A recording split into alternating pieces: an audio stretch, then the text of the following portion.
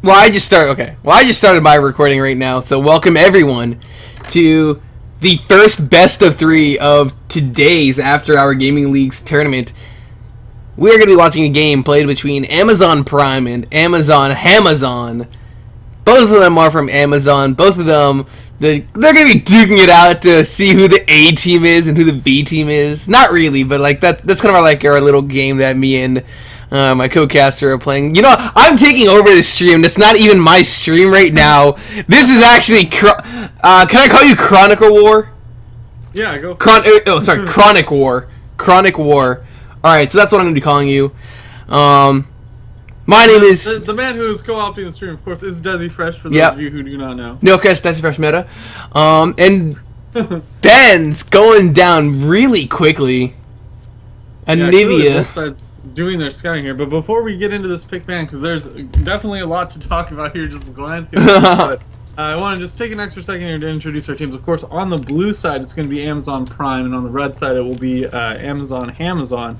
And both of them are going to be playing for Child's Play. Child's Play is a charity that brings children in hospitals and domestic abuse centers the joy of gaming to help them try and reconnect with their inner kid again, get right back in the proper mentality for a kid their age, and actually be able to enjoy their time again and not just get stuck in that mentality that you can fall into when you're trapped in the hospital for a long period of time. So fantastic charity. Both teams, of course, from Amazon, as Desi mentioned. So without further ado, let's hop right into this pick ban phase. And again, you were mentioning the Anivia ban straight out, no hesitation. Well, actually, I just want to say something. Like both of these teams are from Amazon. One of them is going to win. One of them is going to lose.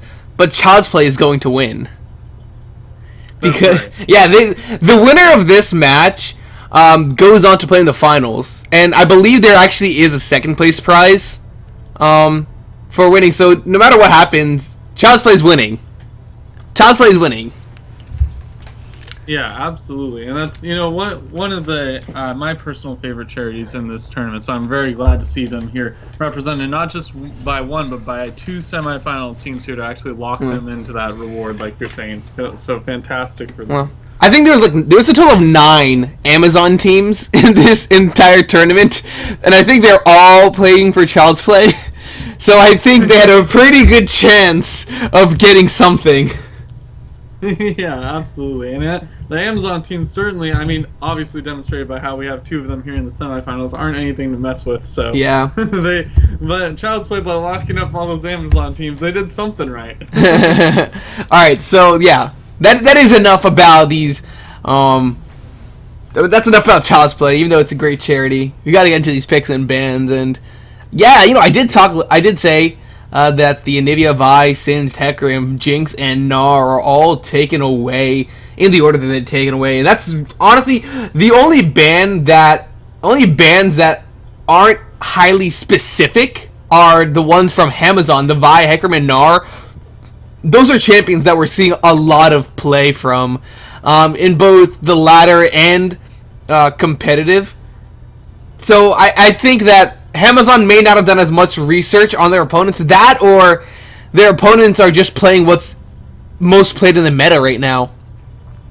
Yeah, absolutely. And we know, Dio has been showing really strong on that Vi. So as you say, of course it's just a very strong pick in the meta right now. But actually trying to target ban that away right off the bat here to place him onto Rengar, I'm not sure how effective it is because his champion pool is quite deep, and that Rengar is certainly something that he's shown up on in the past. So putting him on that Rengar is a bit of a risky play here. Banning away that Vi, it might have been better just to leave that open and try and continue to ban out some more strong champions in the meta. Of course, we see LeBlanc was locked in as well for the mid lane. This is going to be a pretty big mid game. Well, it's actually going to be this actually looks like a poke composition for Amazon Prime. They'll have the Thresh, Lulu, and the Rengar, LeBlanc, and so much single target damage on that team.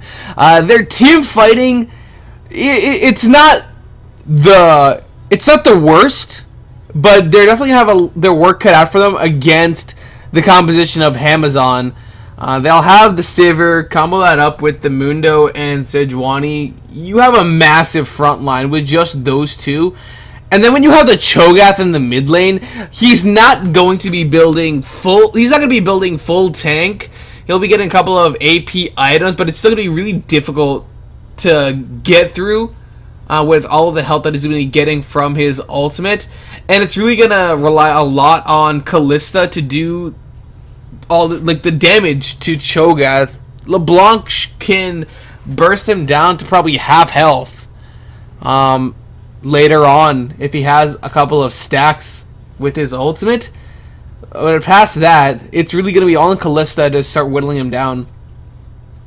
Yeah, absolutely. And looking at on the red side as well for another moment, you were talking about how Sivir is going to be largely the damage for that team. I think it's very, knowing that this is sort of the composition they had in mind to go for. Of course, Cho'Gath's true damage is always to be respected here, but as far as just consistent damage, it looks like Sivir is their main source. So picking a champion with that spell shield to try and deal with the assassination potential if a LeBlanc or some other assassin was picked up again. Of course, we already saw the Rengar lock in. I think it's a much safer pick there, and it's going to make it a lot more reliable team fight for their presence on the red side here. And we haven't even touched on yet Iron Sheep with the Sejuani. Oh my god, Iron Sheep has been killer on the Sejuani in these previous games. So to see that locked in for that side, we're expecting big things out of that jungle. And not even that. The thing with the Sejuani is I believe that was picked first, the Sejuani. So I don't completely agree with picking the Rengar into that kind of a pick. Even if it is a Sejuani, the amount of pressure that she'll be able to provide compared to you is going to force effectively all of your lanes to play a little bit back just to prevent themselves from dying to a gank or even some aggression. Because they can't... Nowadays, he's just going to farm up until level 6, and that's when he gets his ultimate. That's when he's going to start ganking. Before 6, Rengar really has no sort of pressure in a gank. He can get that bola, but that's easily sidestepped. And he's really going to need that level 6. Meanwhile, Iron Sheep, he can gank past level 3. He can get in lanes and provide the CC, and he does have quite a bit of damage as well. He can provide all of that for the team in his early ganks. And when you look at the lanes that he can gank for, the Sivir and Bard, there's a lockdown from the Bard right there. Then you have the Mundo, who's just going to be throwing cleavers over and over again to lock down whoever his lane opponent is, which is actually going to be the Lulu this time. A little bit difficult to gank because of the Whimsy and Polymorph, but that's actually the same spell. It's the Whimsy and the Speed Boost. I forgot the name. It's passing me right now. It's going to be difficult to lock him down, but it's still a gank that he can attempt. And then that mid lane, Isle of Llamas, he's going to be maxing his distortion just for a poke and clear. And once that spell is down, that's just going to be Leech throwing down the Rupture, and Iron Sheep will follow it up right there. And I like the fact that Isle of Llamas actually took the cleanse, because he's respecting the lockdown from the Cho'Gath and maybe even the Sejuani right here. Yeah, absolutely. We've been seeing Clems coming into favorability again a lot in this past month. It used to be one of those summoner spells that you didn't really see unless if there was like a Warwick or something in the game, but now we're seeing that come out a lot in the mid lane for these more assassin-y champs, because with a lot of the CC that's coming out in the tank meta, you just have to get out. If you're caught out, you need some sort of escape button, and that's what that cleanse is for, absolutely. So we'll see if that does affect the amount of pressure that this LeBlanc can bring in the lane, though, without that ignite. It might be a little bit more difficult to get rolling and start snowballing that champion into that mid-game damage threat potential. But of course, we do want to highlight again, we glossed over a little bit this Bard pickup.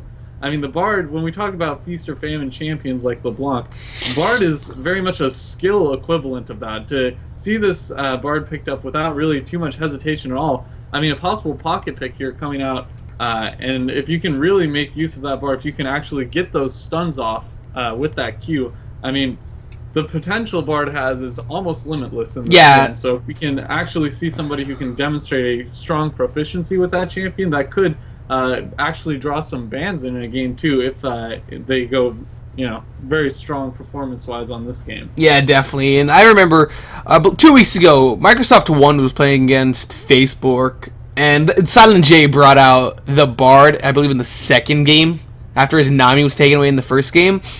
The plays that he made on the champion really showed how proficient he was on it. And wow, man, the game just dropped me in at the 1 minute mark.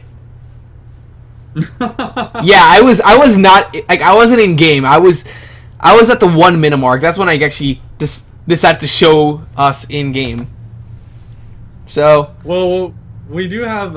It looks like there's going to be a lane swap here coming out from the blue side. We have that Callista and Thresh sitting in the top bush here. They haven't revealed themselves yet. Mundo is just hanging out in the tri-brush on the top side. And I actually kind of like that. They are going to be successfully getting that. And the thing is, I actually like that because it's the Lulu versus Mundo matchup. It's a skill matchup because both of them have opportunities to win the lane, but when you lane swap, it puts Mundo in a really dangerous spot because it's going to be so difficult for him to keep himself sustained up against the Callista and Thresh, and he's going to have a difficult time farming up because he's going to have to use his health for the cleavers to do that. Lulu, she's gonna have a fine time in the 2v1, and right there, an immediate level 1 aggression coming out from the Callista Mundo, forcing him away for the time being, denying him experience, denying him gold. Meanwhile, Crapon in the bottom lane, he's just going to be able to walk away. He does take a bit of a harass. A lot of damage. Yeah, that was probably not the best played from him right there. He could have just waited for the minions to hit the tower, and he should have been able to farm up fairly easily. Yeah, I was actually expecting this Lulu to probably do a little bit more of a double jungle momentarily, at least through the red buff with Rengar here, to allow that Sever to shove those minions into a safer farming position at turret, but it looks like she actually opted for a bit more of a greedy play there, stepping a little bit more far forward in lane to try and get those first few minions and try and press an advantage over this Mundo. Yeah. I'm kind of looking to see if AHGL and Tosh actually start a freeze in the top lane.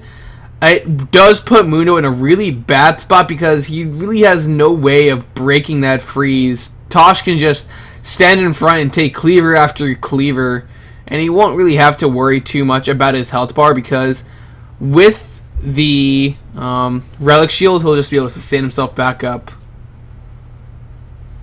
Yeah, absolutely. And of course, with that Callisto locked in with that passive as well, Mundo ever steps forward, they can get a lot of damage on him just by toggling those autos between the two of them. So definitely a risky lane for Mundo, especially as we see that Rengar now in the tri-bush on the top side.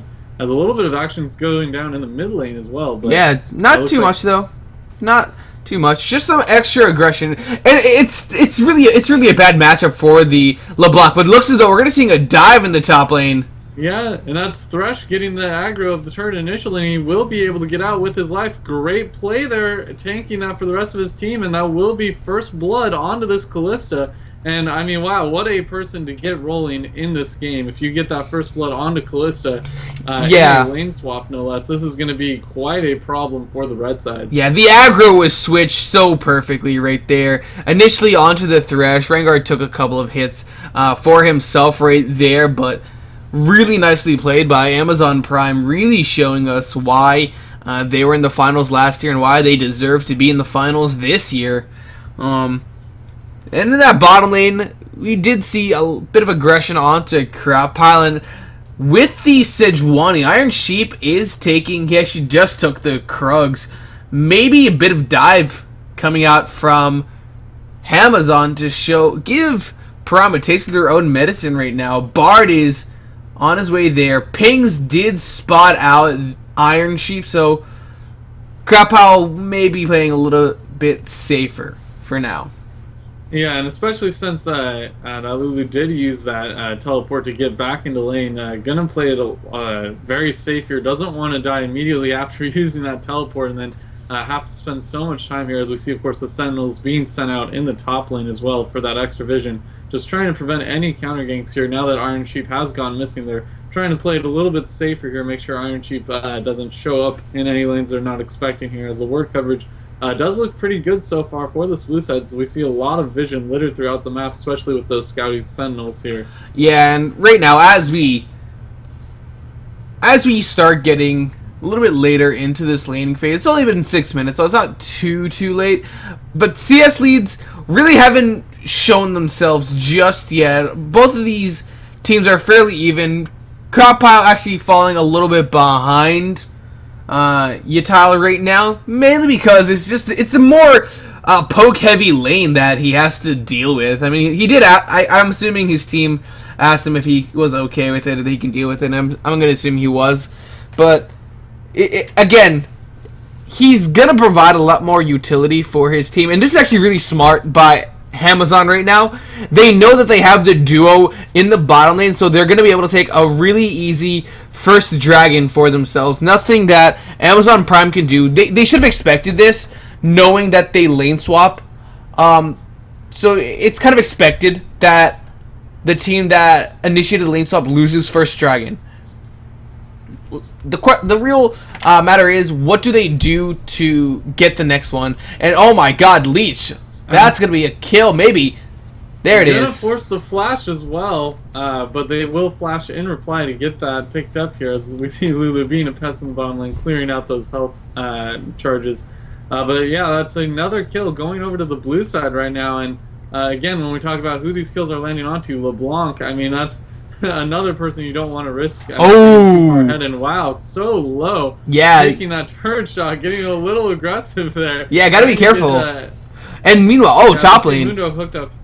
Yeah, Mundo hooked up in this top lane here. He's going to be able to walk out just fine, though. Has those health pots running in. Now with that 6 available, going to be hard to actually get a kill on here, even if he does get quite low. Yeah, the Flay actually didn't catch the Mundo out. Otherwise, that could have been him being forced away for the time being. He is level 6 now, so he can actually stay in lane for a bit longer, as long as he stays pretty safely and continues farming with Cleaver.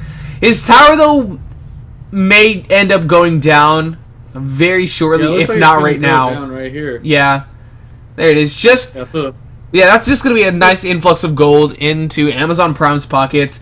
And now it's their job to kind of snowball this into their favor. Ooh, there's the back going to be stopped by Ital. Throw a briefcase. Get back to work. Yeah, absolutely. And you know, that's part of the reason, as we were talking about Mundo now being level 6, being harder, well, level 7, having a 6 available.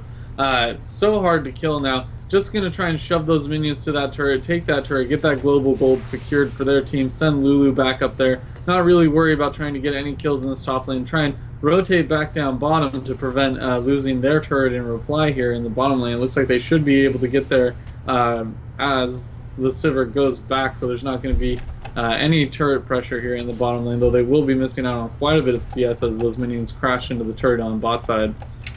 So now, even though the Callista is down in CS compared to Argonaut Jason, the Sivir, he has the kill, and with the tower that he took in the top lane, he's actually up about 300 gold. And unfortunately, by the way, just in that transfer there, Rengar was actually getting that blue buff as the burn from the red buff secured it away from LeBlanc. So that actually might play a key role here in these mid-game team fights. If that LeBlanc doesn't have her mana available for her, a lot of that burst potential is not going to be available. Even if just she does have the mana, not having that additional cooldown reduction is going to really lower her output potential in any of these mid-game team fights here, should they break out. Yeah, definitely. And, ooh. Nope, no aggression right there. It looked as though they were about to go in. But as I was saying before, the Callista actually looking for the Bloodthirster as her first item. So, really going to be having a big mid-game impact with that. And it's actually, with the Bloodthirster, it's actually pretty... it's safer to take towers with. Because Callista, she already does have a fairly low attack range. If I can only get that on the screen. For some reason it won't work. But that's okay. I think it's like 500 or 525. Something like that. But yeah, with the Bloodthirster, she could actually get the shield up, get a couple attacks onto the tower, and just back away with her passive.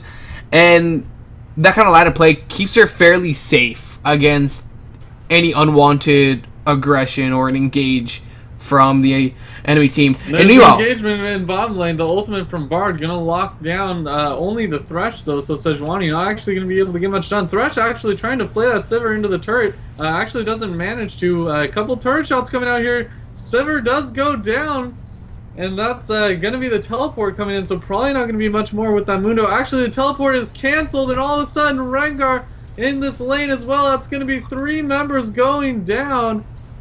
Yeah. Oh my god, I can't believe. Beautiful interruption there. I believe that was. No, it wasn't. From Lulu in the top lane. No, it wasn't. Say canceled? Yeah, he just canceled it. Crowpile still has his wild growth available. That wasn't even a cancellation. Yattel just effectively left his team out to die.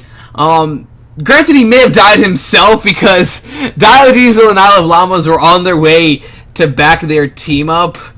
But when you look at it, it might have been a better call to just teleport in and help them out. You still had the Sejuani and Bard up. Yeah, absolutely. I mean, certainly when there's a LeBlanc and Rengar running into the lane as well, you feel like canceling that teleport from time to time. But that, that is the possibility of having this Mundo pick up. You should be able to teleport into there, just turn your 6 on immediately, and just body block as your team runs and now, the turret, unfortunately. And now that it's down, and since he really has no way of stopping a teleport if it came out from Crowpile, even if he was right in front of him, what Amazon Prime should be doing now is pressuring the dragon, knowing that Yattel has to make his way down there right now if they want to fight the 5v5. Because Crowpile can just teleport there and effectively force the 4v4 into the 4v5 into Amazon Prime's favor, and Yattel will be forced to choose between either taking the tower or making that long walk to the dragon pit and hope the team fight doesn't end. Or doesn't start. And speaking of the Dragon Pit right now, there are a whole bunch of members grouping up around there. That's Bard actually landing the lockdown, chained with the Cho'Gath. That's going to be a very low Rengar. He will flash away though, so Cho not going to be able to get him with that ultimate, as we saw the Feast attempt to be thrown out there. But speaking of being thrown out, Thresh thrown into the middle of things. Bard does land an ultimate and then a stun onto 2 players. Wow, this Bard, I don't think I've seen him miss a stun all game so far. Now Thresh is on the retreat here, so low. Mundo actually going to proc the passive of LeBlanc and going to be forced back away again. He is caught up, but there's the briefcase going to take out Thresh. Callista soon to follow afterwards, and all of a sudden the magical journey going to bring these players back into lane here, or into range I should say. Now it looks like they might second guess going to this dragon. They do have a Mundo. And the thing is, Amazon Prime, they need to have realized by now that they do not have a team. Oh man, the fight's going on! Yeah, LeBlanc diving right in. The spell shield gonna keep Sivir nice and healthy though, so Mundo only one taken low, and Mundo, not gonna be the one you want to have low here. Iron Sheep taken quite low as well. A very lucky team fight that both of them didn't get the last bit of damage.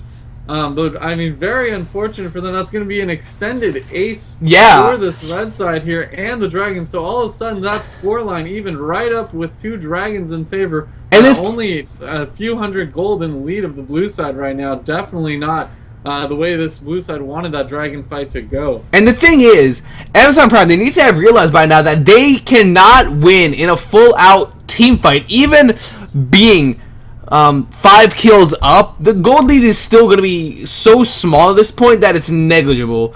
And deciding to fight against a team who's centered around team fighting was just a death sentence for them. And no pun intended, but they really needed to have just stopped fighting when they forced away Amazon at the point. They forced them away. They probably couldn't have taken the dragon, but they'd have gone back and reset themselves, put themselves back at full health, put themselves back up at full mana, and then gone again. Pick someone out. The LeBlanc ultimate would have been back up. The Rengar ultimate should have been back up. They had so many opportunities. As well. Yeah, in that bottom lane, we've seen multiple times here that Sivir and Bard Oh man. demonstrating huge proficiency, but getting the jump from that bush actually going to be taken out. That's a 3-man ultimate from Sejuani, and Thresh going to be going down as well. Bard does fall in the meantime. Actually, no, Bard going to die in the magical journey. So close to making it out there, but down goes LeBlanc as well. The heal being popped from the Sivir. There's the rend built up, and that's going to be the kill, though. Callisto will go down to the turret as well. Overall, a 4 for 3 again in favor of this red side.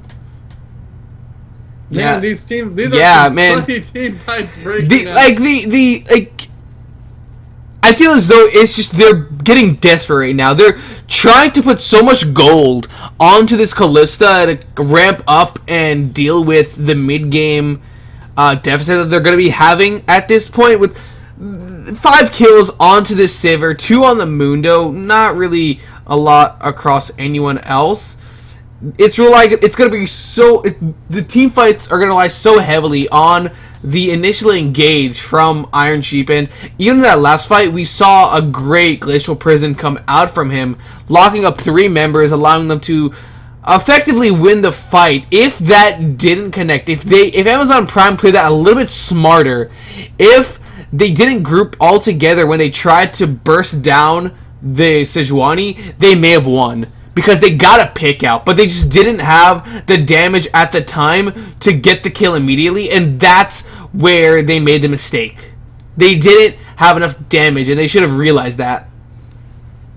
Yeah, absolutely, and it seems like they're not trying to shy away from team fights at all, because we see that recursive bow being picked up for Callista, so she's going to look to transition into more of a team fight item. That's the big decision point for Callista players is when you go for that item over prioritizing damage, because your damage does start to fall off a little bit, but with the 6 kills, I mean, she certainly has the gold to spare, so trying to get an item that will be enabling the rest of her team in those team fights a little bit more, getting those Ren stacks off on multiple members, will increase their potential quite a bit, and if they're going to look to continue to team fight, I mean, that's certainly the way you want to go.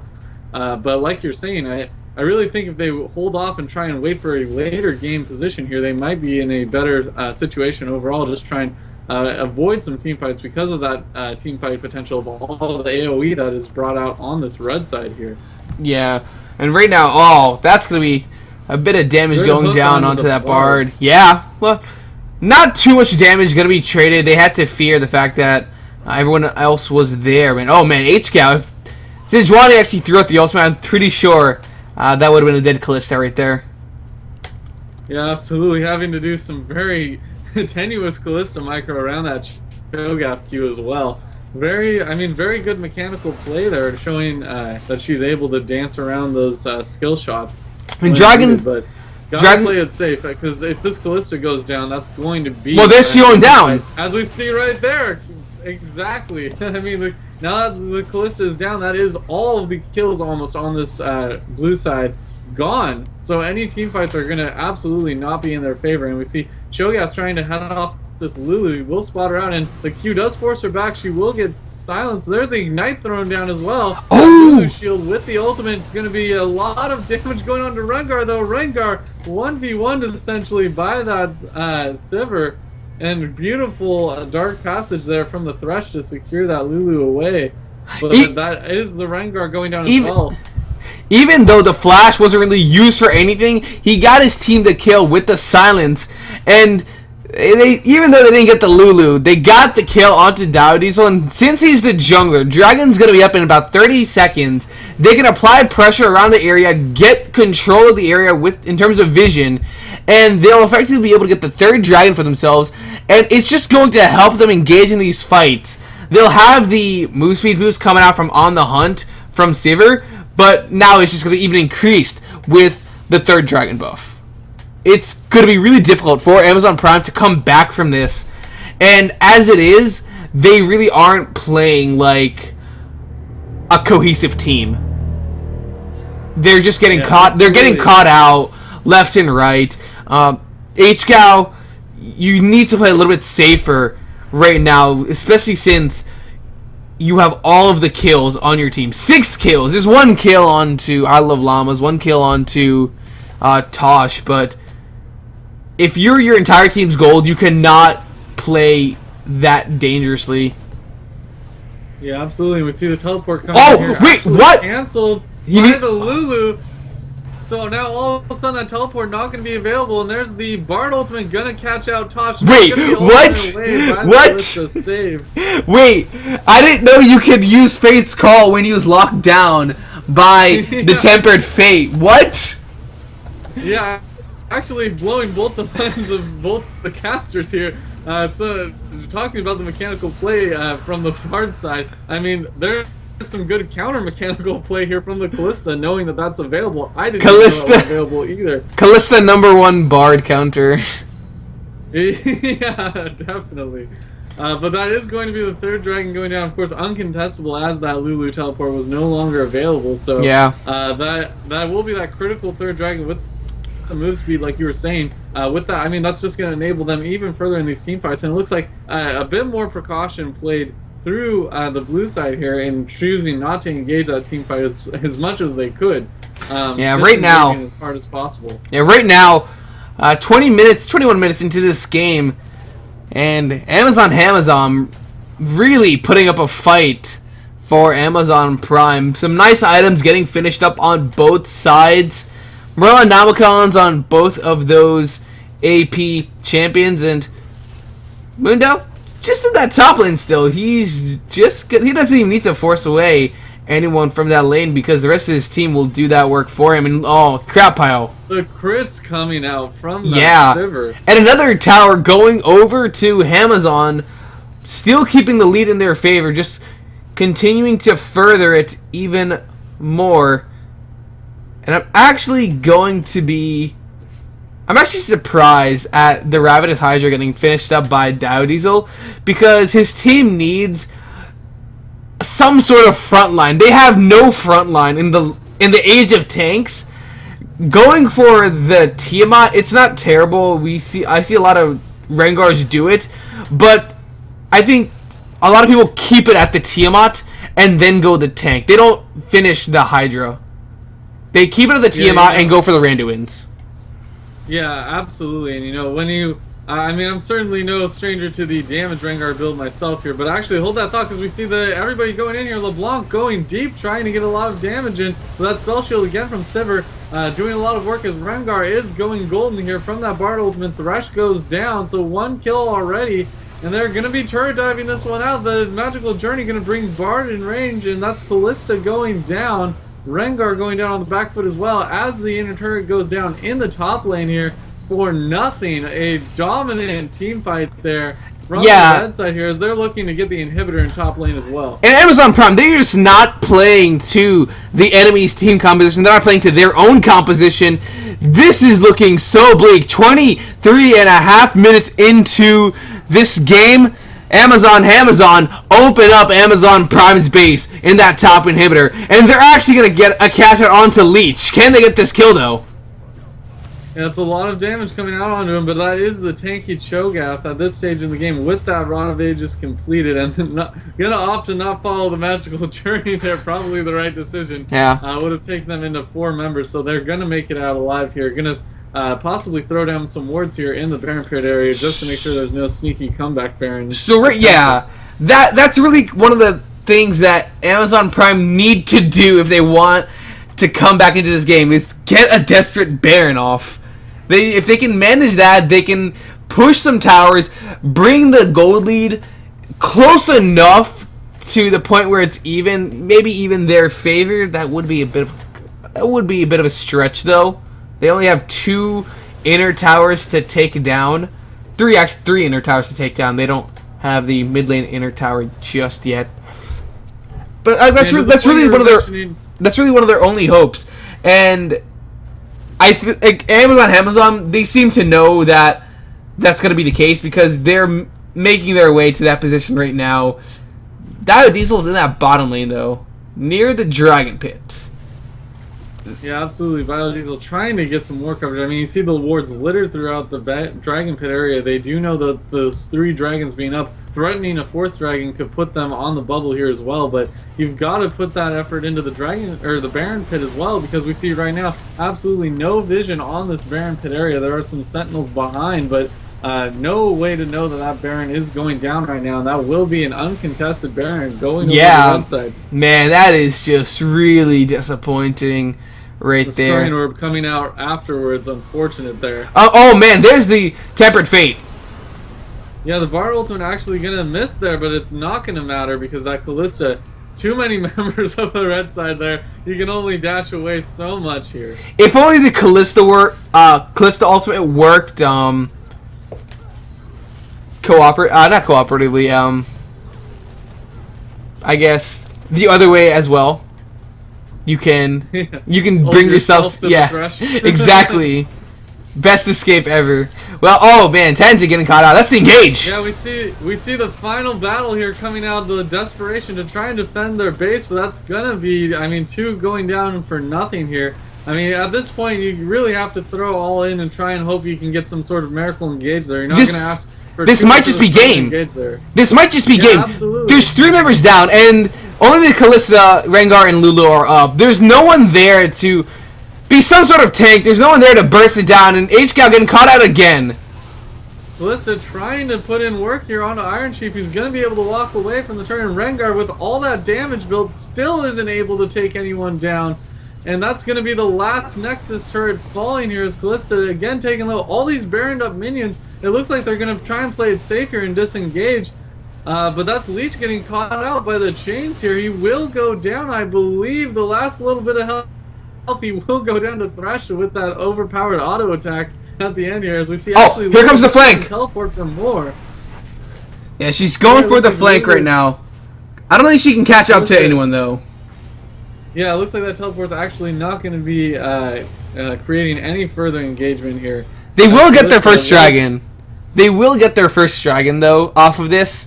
But at this point, Amazon Prime, this is a best of 3, so they just need to talk about what happened and what they should do for game 2, because there's very little hope for them making a comeback in this game. All Amazon really need to do is just walk down the mid lane and win.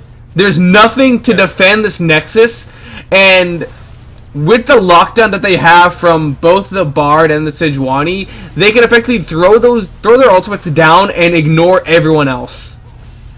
Yeah, I'm playing it safe here, getting that 4th dragon as well, just to make sure all their bases are covered here. I mean, that's you got to look at it when speaking about what went wrong and what to change here. We see Rengar is looking at his build. He hasn't even built the enchantment on his jungle item here. Perhaps trying to save that so he can add Juggernaut later on and focus damage initially. But the Rengar pick just didn't work out. The damage Rengar not showing up here in this game. And it's going to possibly be something that is not going to be available to this Amazon team here in the following games, because that and like they just didn't, with how poor that showed up. Yeah, and it's that and the fact that it didn't really play to their competition. There's the engage. They're going in, but can they get this fight? Yeah, Cho'Gath, the one in the front line, he's so tanky at this point in the game. I'm not sure he's going to be able to go down there. That's a lot of damage coming out. 2 members already down as the battle goes around the inhibitor.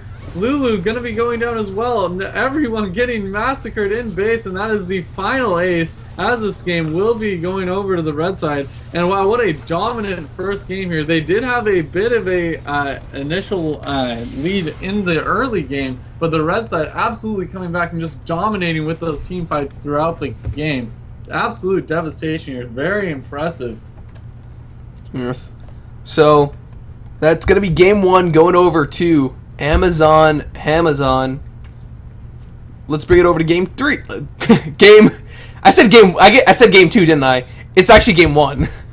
Yeah, I did say game 2 1 before. going to Amazon. Yeah, and we will be getting into game 2 here momentarily, and I just want to I'm glancing over the damage charts here. Callista over 15k damage. She definitely was putting out a